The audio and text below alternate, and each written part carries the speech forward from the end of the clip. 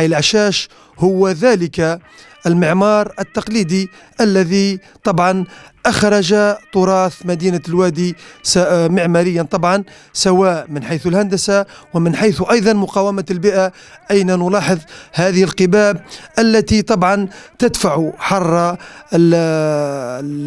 حر الجو خلال فصل الصيف، وتبدع في تقديم الدفء خلال فصل الشتاء.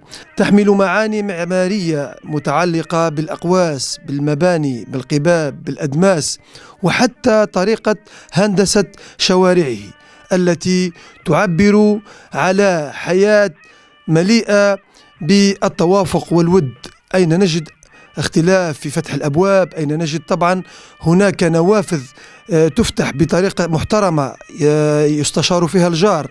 أيضا نجد بيوت شاسعة وواسعة تحمل الكثير من الود ومن السرور اتساع قلوب أصحابها.